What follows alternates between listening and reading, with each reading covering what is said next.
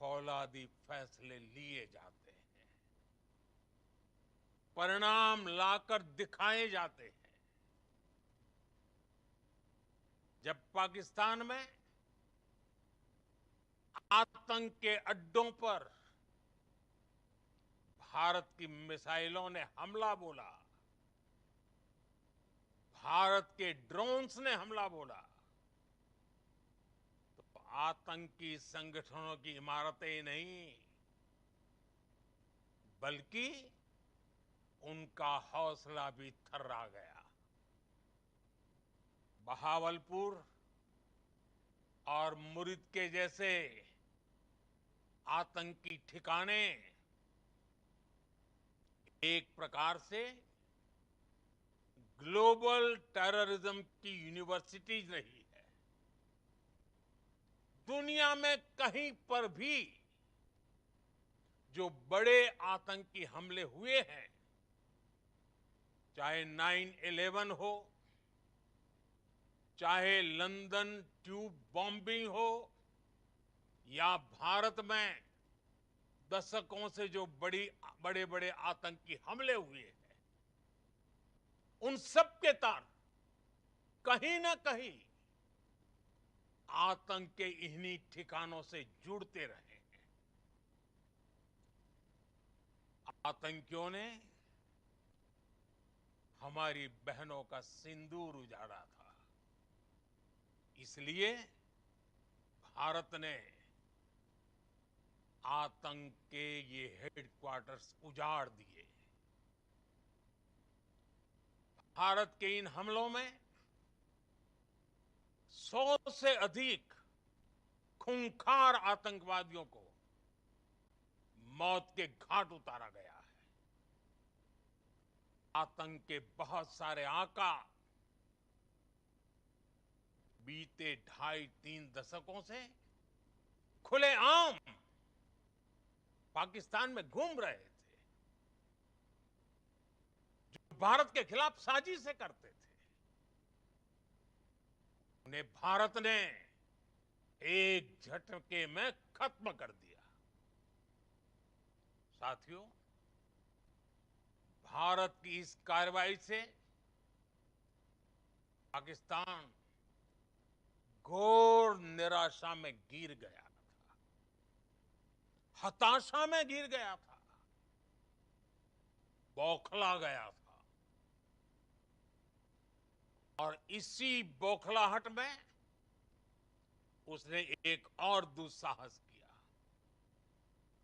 आतंक पर भारत की कार्रवाई का साथ देने के बजाय पाकिस्तान ने भारत पर ही हमला करना शुरू कर दिया।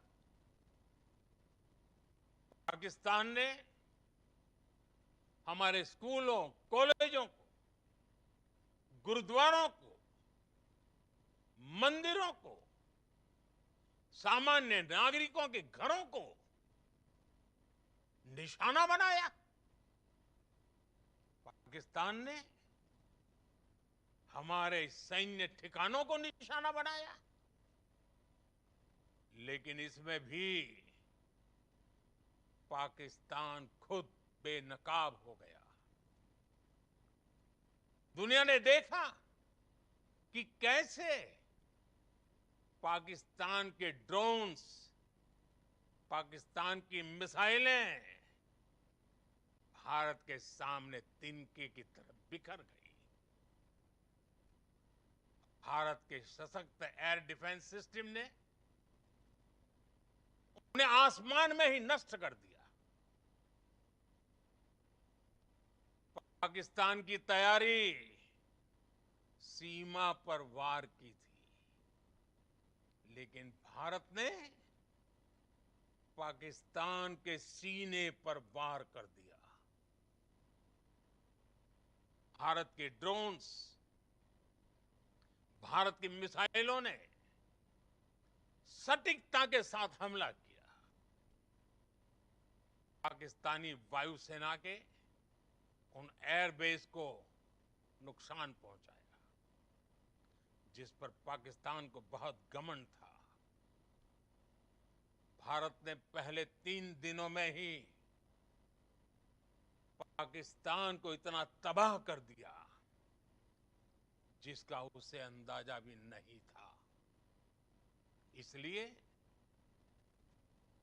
भारत की आक्रामक कार्रवाई के बाद पाकिस्तान बचने के रास्ते खोजने लगा। पाकिस्तान दुनिया भर में तनाव कम करने के लिए गुहार लगा रहा था और बुरी तरह पीटने के बाद इसी मजबूरी में 10 मई की दोपहर को पाकिस्तानी सेना ने हमारे डीजीएमओ को संपर्क किया। अब तक हम आतंकवाद के इंफ्रास्ट्रक्चर को बड़े पैमाने पर तबाह कर चुके थे। आतंकियों को मौत के घाट उतार दिया गया था। पाकिस्तान के सीने में बसाए गए आतंक के अड्डों को हमने खंडहर बना दिया था। इसलिए जब पाकिस्तान की तरफ से गुहार लगाई गई, पाकिस्तान की तरफ से जब ये कहा गया कि उसकी ओर से आगे कोई आतंकी गतिविधि और सैन्य दुस्साहस नहीं दिखाया जाएगा, तो भारत ने भी उस पर विचार किया। और मैं फिर दोहरा रहा हूं, हमने पाकिस्तान के आतंकी और सैन्य ठिकानों पर अपनी जवाबी कार्रवाई को अभी सिर्फ स्थगित किया है। आने वाले दिनों में हम पाकिस्तान के हर कदम को इस कसौटी पर मापेंगे कि वो क्या रवैया अपनाता है। साथियों, भारत की तीनों सेनाएं, हमारी एयरफोर्स, हमारी आर्मी और हमारी नेवी, हमारी border security force BSF, Bharat के अर्धसैनिक बल लगातार अलर्ट पर है। सर्जिकल स्ट्राइक और एयर स्ट्राइक के बाद अब ऑपरेशन सिंदूर आतंक के खिलाफ भारत की नीति है। ऑपरेशन सिंदूर ने आतंक के खिलाफ लड़ाई में एक नई लकीर खींच दी है। एक नया पैमाना, न्यू नॉर्मल तय कर दिया है। पहला, भारत पर आतंकी हमला हुआ तो मुंह तोड़ जवाब दिया जाएगा। हम अपने तरीके से, अपनी शर्तों पर जवाब देकर रहेंगे।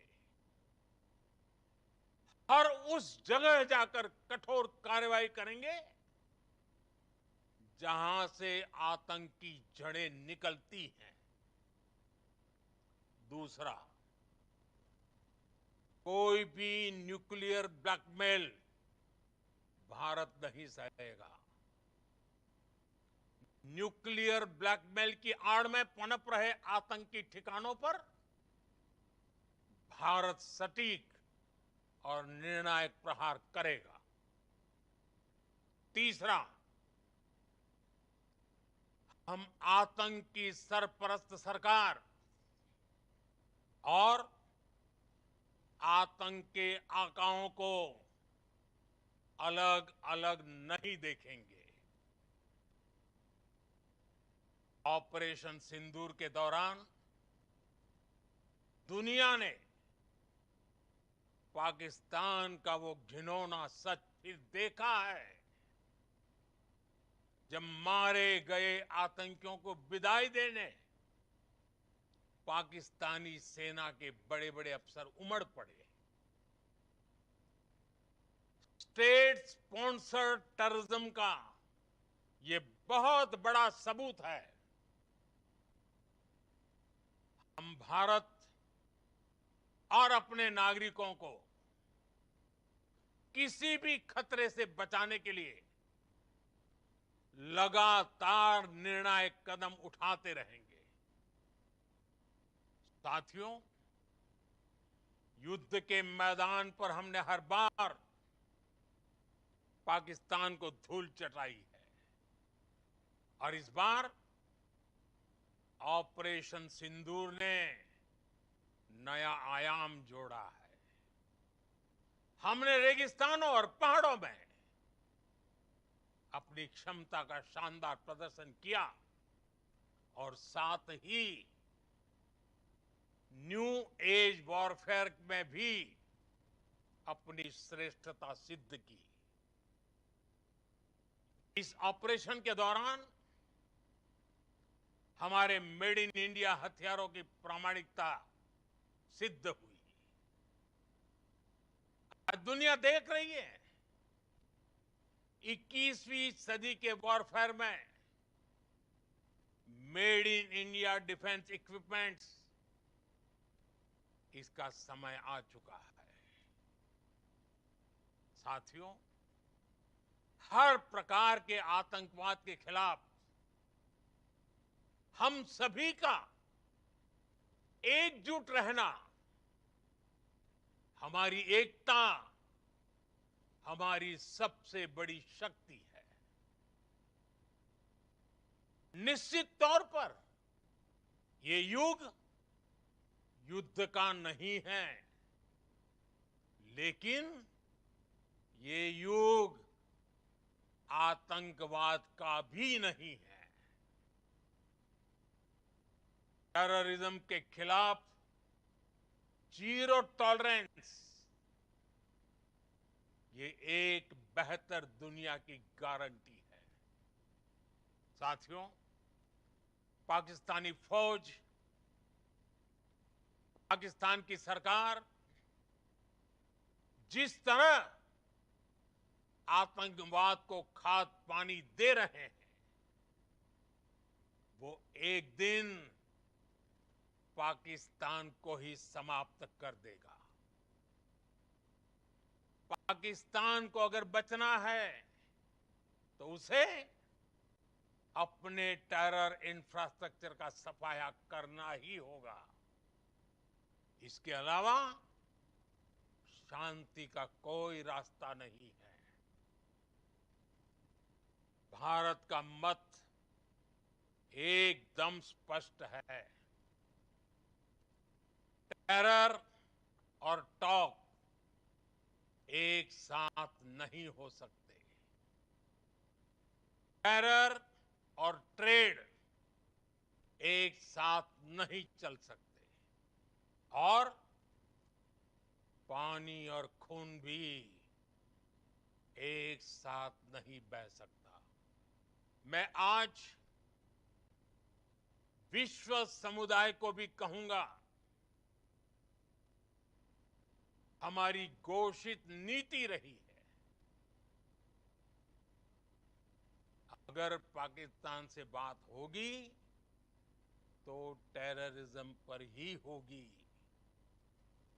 अगर पाकिस्तान से बात होगी तो पाक ऑक्युपाइड कश्मीर, पीओके, उस पर ही होगी।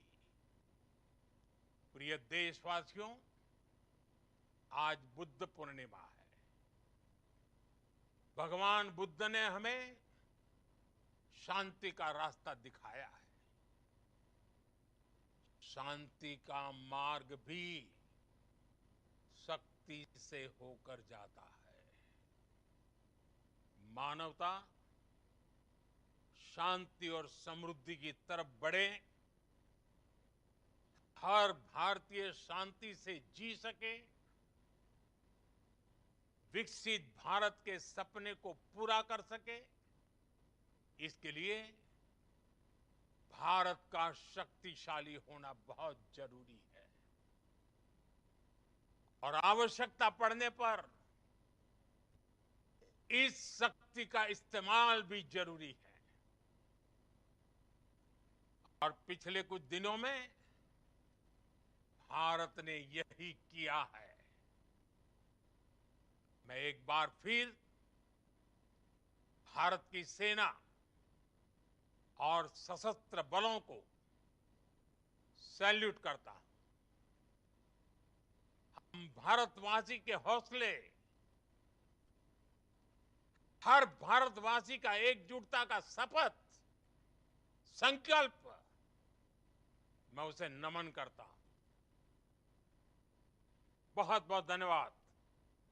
भारत माता की जय। भारत माता की जय।